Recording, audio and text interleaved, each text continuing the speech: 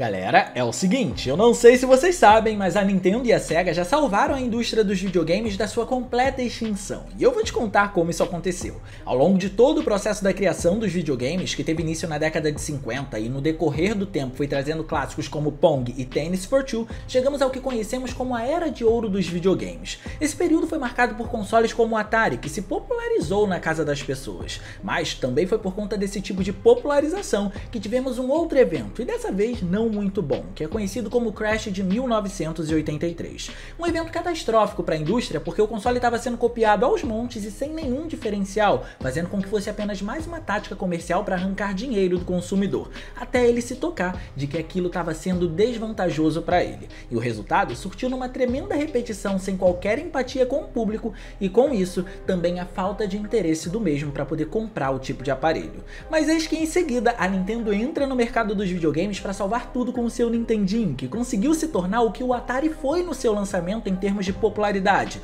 usando uma capacidade de processamento em 8 bits e apresentando Mario para a indústria. E como vocês já sabem, todo grande sucesso é acompanhado de uma grande competição, e por isso surgiu a Sega com o Master System, que tinha basicamente a mesma capacidade de processamento que o rival, o que quer dizer que seu console também atuava em 8 bits. E foi assim que os consoles voltaram a ter a sua era de ouro, mas isso não foi tudo, foi apenas o começo. Podemos afirmar com uma certa facilidade que a geração seguinte a essa foi a melhor geração dos videogames até agora, e eu quero te mostrar o porquê disso hoje. Mas claro, antes da gente continuar, é importante lembrar que você que gosta do meu trabalho e conteúdo pode apoiá-lo se tornando um membro do canal, e também não se esquece de clicar no gostei porque isso ajuda pra caramba, e de quebra você faz a boa ação do dia, se inscreve para não perder os vídeos de terças e quintas às 19 horas, ou então os shorts diários que eu tô postando sempre por aqui, beleza? Tudo isso feito? Então vamos ver porque a quarta geração de videogames foi a melhor. Super Nintendo e Mega Drive. Essa foi possivelmente a última guerra de consoles saudável que nós tivemos. Época em que guerra no meio gamer tinha um significado positivo por servir apenas para impulsionar a indústria e beneficiar cada vez mais os consumidores, e não fazê-los brigar entre si. Era fantástico que nessa época tudo se voltava para as qualidades de cada plataforma e não para os defeitos. Era incrível que as similaridades dos consoles eram levadas em consideração, e com isso o resultado era bastante parecido nos jogos. Jogar títulos como Mortal Kombat em qualquer uma das duas plataformas era uma experiência memorável, afinal, as diferenças quase não existiam, eram irrisórias na prática da jogatina. Street Fighter 2, que também saiu para ambos, passou pelo mesmo, com o único objetivo de trazer a experiência mais próxima dos arcades da época para dentro de casa. Mas essa tentativa não parou por aí, porque é ela que dá o pontapé inicial para a gente conseguir ver as experiências incríveis que encontramos nos dois consoles. Por exemplo, do lado do Super Nintendo, a gente pode relembrar o incrível Contra 3, que é uma exímia demonstração de poder técnico ao mesmo tempo que não se sustenta apenas nisso, para garantir a diversão e espantar pela qualidade dos visuais. Para se ter uma ideia, esse é um dos poucos jogos que dentro do seu gênero naquele período tentava de alguma forma soar cinematográfico, se é que podemos chamar dessa forma. Os recursos que se destacam aqui são totalmente segurados pelo level design das fases. Tudo é minuciosamente inserido nos estágios para poder expor as técnicas que o game utiliza. A destruição em massa que se aproveita de elementos de transparência para ser representada, inúmeros sprites na tela que representavam os inimigos, e por mais incrível que pareça, existia uma mudança de perspectiva que mudava o jogo completamente em alguns trechos, adicionando uma espécie de rotação, e esses são os principais recursos que tornam Contra um jogo tão competente na sua parte técnica, mesmo que ele não precise se vangloriar por isso. A cada momento acontece algo de novo que mantém você imerso naquele mundo, e isso era importante considerando um período em que não tínhamos como salvar o nosso progresso. Mas, nesse meio tempo, no Sega Genesis ou no Sega Mega Drive, a gente vai para Streets of Rage. Esse na verdade foi uma grande resposta da Sega para Capcom, que estava no seu auge com Final Fight. Era uma forma de introduzir aquela experiência de briga de rua para dentro da casa das pessoas através dos consoles de mesa. Só que o auge mesmo foi com Streets of Rage 2, que apresentou um salto de diferença quando comparado ao seu antecessor, que por sinal já era muito bom. Mas prestem atenção, reparem que tecnicamente, diante do que a gente vai discorrer agora, esse impressiona por elementos completamente diferentes do que os que vimos em Contra no Super Nintendo. Streets of Rage 2 melhora absurdamente a qualidade dos sprites do personagem quando comparado ao seu antecessor. Isso aconteceu porque a representação dos movimentos, ou melhor dizendo, as animações deles, ficou muito mais encorpada. Cada ataque tinha mais nuances e era acrescentado de algumas expressões faciais que fazia com que tudo ficasse mais dinâmico. Os ambientes talvez até não impressionem tanto, mas faziam seu trabalho muito bem para a época. No entanto, vale mencionar que existe um cenário chuvoso que, ao que tudo indica, também utiliza os sprites para representar o elemento, que é muito mais bonito que os demais. E esses casos são apenas o começo do porquê essa foi a melhor geração dos videogames. Era incrível como agora, mesmo ambos fazendo parte da era dos 16 bits, ou seja, uma geração à frente do que foi a geração do Nintendinho e do Sega Master System, os dois consoles não se focavam tanto necessariamente em recursos técnicos, mas sim em recursos artísticos, em como aquele jogo ia se apresentar para o público, e também na diversão. E esses dois jogos mostram isso muito bem. Podemos dizer que Contra era caótico, tinha explosões e muita cinematografia, enquanto que Streets of Rage era focado no único objetivo: tornar as brigas de rua o mais detalhada possível.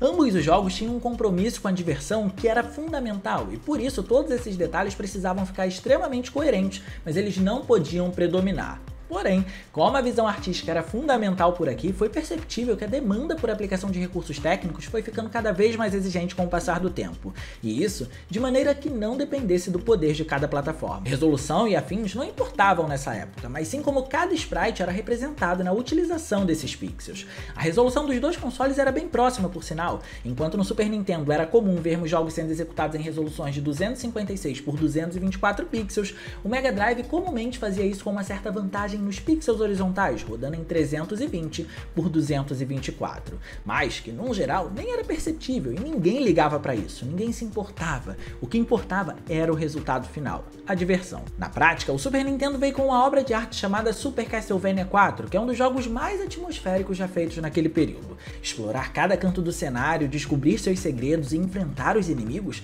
era algo incrível nesse jogo. Cada canto foi estudado para entender o sentimento que queria ser passado ao jogador. O jogo podia ser sombrio às vezes, mas também podia fazer você sentir muita adrenalina nos combates ou até fazer você parar para admirar aquela paisagem, já que a direção de arte foi um ponto altíssimo aqui. Algo que aconteceu porque não economizaram na quantidade de sprites para representar isso, e transparência também foi um elemento muito bem utilizado por aqui.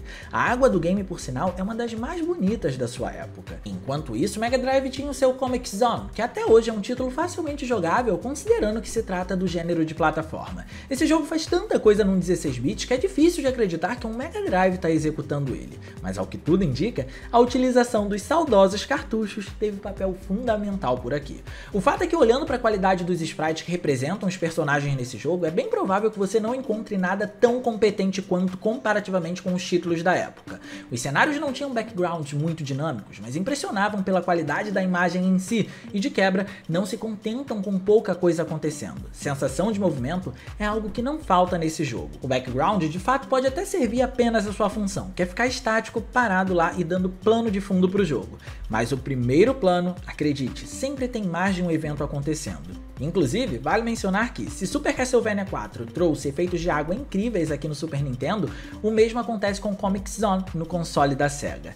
Mas para conseguir um acervo de detalhamento tão bom assim, o jogo era segmentado em cenários bem pequenos, fazendo surgir a necessidade de você passar para o próximo de uma maneira bem criativa. Presta atenção.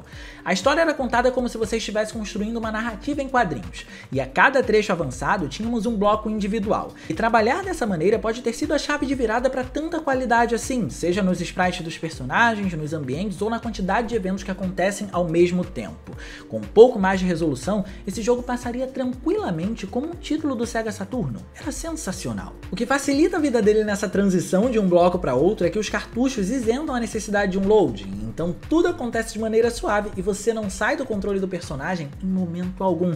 Talvez se fosse um jogo que tivesse sido lançado na geração posterior a essa, tivéssemos algumas telas de loadings ou alguns períodos de carregamento, mas não foi o caso, os cartuchos deram conta. E é claro que, com a proximidade do lançamento de uma nova geração, os jogos foram ficando com cada vez mais responsabilidades, independente de estarem sendo lançados para o Mega Drive ou Super Nintendo, e tentaram inovar até onde dava. Donkey Kong no Super Nintendo, por exemplo, fez a utilização de gráficos pré-renderizados e conseguiu conseguiu focar no modelo dos personagens, bem como Resident Evil fez no PS1, já que os gráficos pré-renderizados consistem numa imagem estática para poder representar o ambiente, e assim, os modelos que eram renderizados com o poder do console veementemente tinham uma qualidade muito maior porque não era utilizado por conta dos gráficos pré-renderizados estarem em atuação nos cenários. Enquanto que Shinobi 3 capricha na quantidade de camadas para o seu background e usa isso como principal fator para poder gerar sua profundidade. O que foi interessante porque lidar com esse tipo de ideia é muito mais fácil em 3D, mas a geração dos gráficos tridimensionais ainda não tinha começado, como a gente bem já sabe.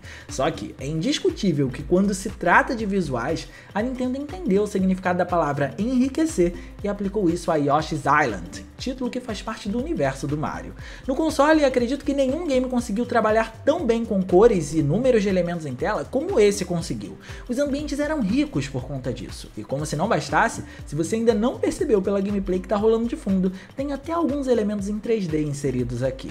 Já indo pro lado da SEGA, essa resolveu seguir o significado da palavra complexidade com Sonic 3. O primeiro jogo do Sonic impressionou pelos seus 60 quadros por segundo, pela capacidade em construir seus ambientes mesmo que tudo corresse em alta velocidade, por conseguir aplicar física nisso tudo e por um recurso chamado Parallax Scrolling, que basicamente é o que dá a sensação de movimento entre o primeiro plano e o cenário de fundo. Faz com que tudo consiga se mexer mesmo quando se trata de um ambiente estático. Não era muito o caso do Sonic ter ambientes estáticos, mas ainda assim, se fosse acontecer, o Parallax Scrolling estava dando conta de tudo. Ou seja, muita complexidade, né? Só que, apesar de ter visuais tão ricos e de certa forma tão complexos, reparem que a camada que está de frente para o jogador não recebeu tanta ênfase quanto a que está na parte de trás representando o background. E isso mudou completamente no terceiro título da saga. Só o primeiro estágio já é o suficiente para demonstrar o que eu tô falando. O plano de fundo brinca com as cores além dos detalhes, enquanto que esse primeiro plano é enriquecido com uma vegetação bastante densa. Foi um dos poucos jogos desse período que conseguiu recriar uma floresta tão bem. O que espanta é que a complexidade não parou por aí, porque ela está diretamente relacionada à gameplay. Como a gente veio conversando ao longo desse vídeo, gameplay e a melhor experiência para o jogador era algo inegociável nesse período. O level design é cheio de segredos e elementos que fazem com que você tenha um fator replay, por exemplo. Sonic passa por partes em que pega até uma tirolesa no melhor estilo de aventureiro, complementando o cenário. Então, acredite, você não vai explorar tudo na primeira jogatina. Também vale mencionar que alguns ambientes sofrem até uma mudança em tempo real, o que é interessante para a época. Só que a cereja do bolo é que Sonic 3 traz um elemento crucial para qualquer storyline, que foi ser introduzido apenas na geração do PS1. E sim, eu tô falando das cutscenes. Acontece de maneira sucinta e breve, mas acontece. E isso mostra o quão complexo foi o seu desenvolvimento. Uma complexidade tão alta que por vezes fazia o game sair dos 60 quadros por segundo. O fato é que estávamos em um período em que recursos visuais tinham alguma finalidade artística e não serviam apenas para poder impressionar. O público de qualquer uma das empresas era muito bem servido e sabia reconhecer o valor da concorrente, mesmo que ela não fosse a sua favorita. Naquela época, a experiência era fundamental, e isso qualquer um dos dois consoles conseguia entregar. E por tantas qualidades e um cenário em que explorava a competitividade entre os consoles de maneira extremamente saudável e não para fomentar o mercado, essa foi a melhor geração, ao menos na minha opinião. Mas me conta aí, você que vivenciou a quarta geração dos videogames, o que você achou dela? Me conta também qual é a sua favorita. Deixa aí no campo dos comentários que eu quero ler a sua opinião, beleza? E no mais eu vou ficando por aqui, eu espero muito que vocês tenham gostado desse vídeo. Se vocês gostaram, não se esqueçam de clicar no gostei, porque isso ajuda pra caramba, de quebra você faz a boa ação do dia, torne-se um membro para poder apoiar o trabalho aqui do canal caso você curta, e também se inscreve para não perder os vídeos de terças e quintas às 19 horas. Minhas redes sociais vão estar aparecendo por aqui se vocês quiserem trocar uma ideia, sou todo ouvidos. Era isso, um grande abraço e a gente vai se ver na próxima.